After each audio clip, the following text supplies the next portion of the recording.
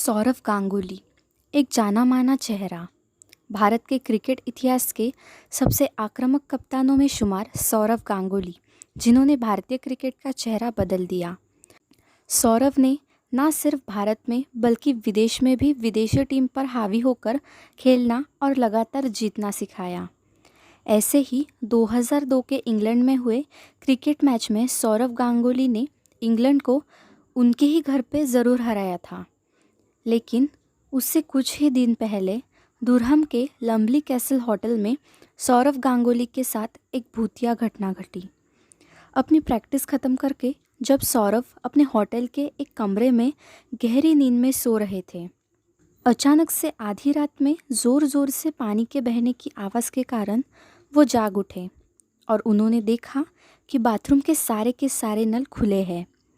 सौरव पहले तो थोड़ा डर गए थे, लेकिन बाथरूम के सारे नल बंद करके वो फिर से सो गए। लेकिन कुछ देर बाद पानी बहने की आवाज़ ने सौरव की नींद फिर से उड़ा दी।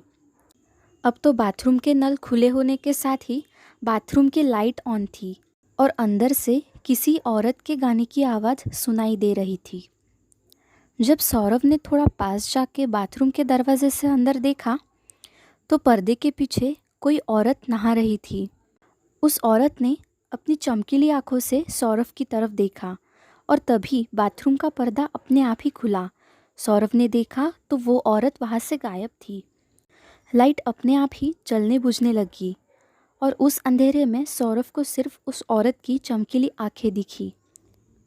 सौरव पसीने से लोथपोथ होकर बहुत ही डर गए थे और तुरंत ही वो अपने बगल के कमरे में चले गए। अगली सुबह पूछताछ करने पर पता चला कि होटल लम्बली कैसल एक भूतिया होटल है और वहाँ अक्सर लेडी लम्बली की आत्मा भटकती रहती है। तो दोस्तों, सौरव गांगुली के जीवन से जुड़ी ये भूतिया घटना आपको कैसे लगी, मुझे कमेंट करके ज़रूर बताइएगा। और अभी तक आपने हमारे चैनल को सब्सक्राइब नहीं किया होगा तो सब्सक्राइब करके बेल आइकॉन पर क्लिक कीजिएगा। तो चलिए मिलेंगे अगली ही ऐसी नई वीडियो के साथ। तब तक के लिए बाय।